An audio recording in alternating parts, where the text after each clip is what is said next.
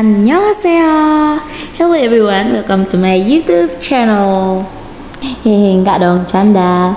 Oke, tanpa banyak berbasa-basi, mari kita lanjut ke jenjang yang lebih serius. Anjay, jenjang gak tuh? Enggak, bercanda. Oke, langsung saja. 3, 2, 1, go. Om Swastiastu, Om Awiginapastu Namasidam, Om Anubadrah Kertawiyantu Wiswatah. Semoga pikiran yang baik datang dari segala penjuru. Baik, pada kesempatan kali ini saya akan membawakan materi mengenai teori nilai dan aplikasinya. Sebelum masuk ke materi, alangkah baiknya saya memperkenalkan diri terlebih dahulu. Perkenalkan, nama saya Nino Putu Regita Asbi Pramestini, NIM 2113081007, Prodi Filsafat Hindu semester 3A, jurusan Brahma Widya. Tugas video ini dibuat untuk memenuhi syarat UAS mata kuliah aksiologi dengan dosen pengampu Bapak Imade Hartaka MPhilH. Adapun 3 subbab yang akan saya jelaskan pada materi kali ini, yakni yang pertama pengertian aksiologi, yang kedua penerapan aksiologi dalam kehidupan sehari-hari, dan yang ketiga kutipan sloka atau pendapat tokoh filsuf. Baik, langsung saja ke materi yang pertama, yaitu mengenai pengertian aksiologi. Secara etimologi, aksiologi berasal dari kata Yunani, yaitu aksion yang berarti nilai dan logos yang berarti teori, yang berarti teori tentang nilai. Menurut Wikipedia, aksiologi merupakan cabang filsafat ilmu yang mempertanyakan bagaimana manusia menggunakan ilmunya. Jadi, yang ingin dicapai oleh aksiologi adalah hakikat dan manfaat yang terdapat dalam suatu pengetahuan. Adapun salah satu tokoh filsuf yakni Wibisono, beliau menjelaskan bahwasannya aksiologi adalah nilai-nilai sebagai tolak ukur kebenaran, etika, serta moral sebagai dasar normatif penelitian juga penggalian dan penerapan ilmu. Perlu kita ketahui bahwasannya dalam ilmu filsafat, aksiologi memiliki 2 jenis aspek atau 2 komponen dasar yang menyusun nilai-nilai yang dipelajari di dalamnya. Di antaranya, 2 aspek tersebut ada etika dan estetika. Aspek yang pertama di dalam aksiologi adalah etika. Etika diketahui berasal dari bahasa Yunani, yakni dari kata ethos yang memiliki arti adat atau kebiasaan. Istilah lain untuk menyebutkan unsur etika adalah istilah moral. Jadi, etika berarti cabang ilmu filsafat aksiologi yang membahas mengenai masalah-masalah moral, perilaku, norma, dan adat istiadat yang berlaku pada komunitas tertentu. Sedangkan estetika merupakan cabang ilmu filsafat yang berhubungan dengan keindahan, rasa, dan segala hal yang berhubungan dengan perasaan atau penilaian personal atau subjektif. Sekarang kita lanjutkan ke materi yang kedua, yaitu mengenai pengertian aksiologi dalam kehidupan sehari-hari. Dalam penerapan aksiologi di kehidupan sehari-hari, saya mengambil salah satu tradisi unik yang ada di desa saya sendiri, yakni Desa Bengkala. Tradisi yang dimaksud adalah mejuk-jukan. Mejuk-jukan merupakan salah satu tradisi unik yang berkembang di Desa Bengkala.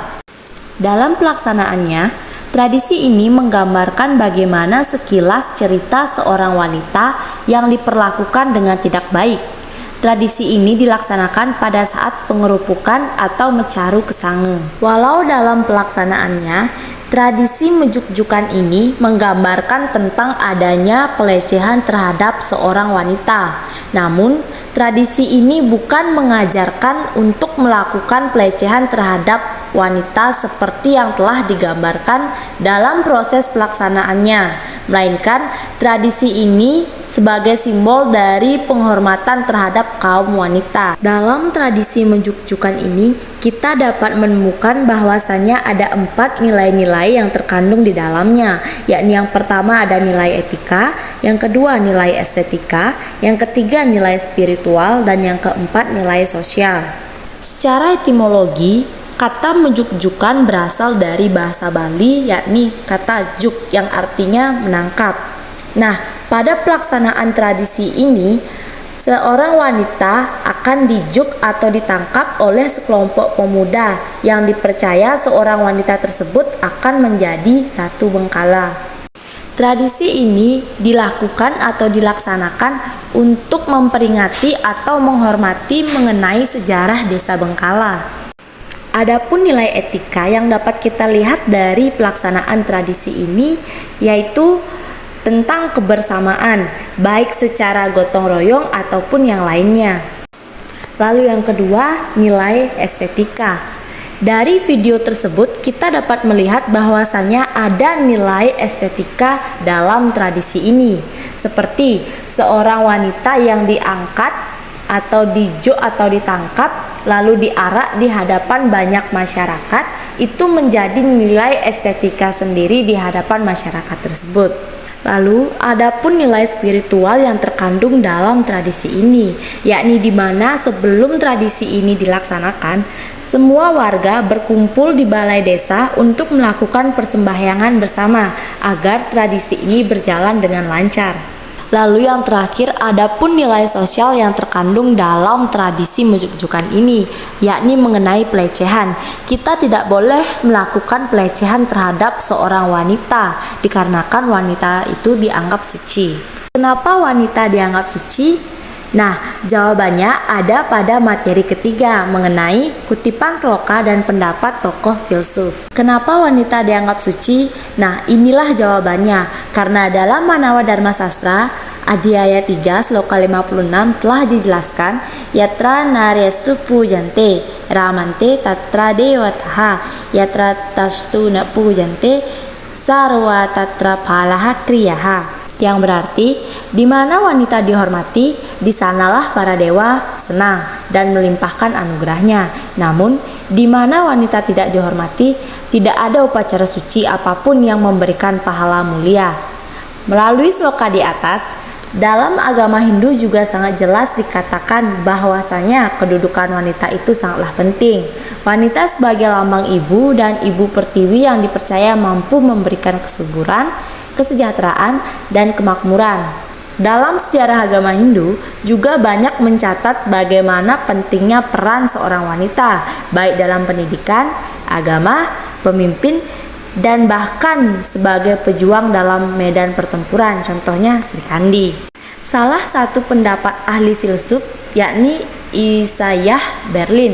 Menurut beliau, terdapat kebebasan positif dan kebebasan negatif.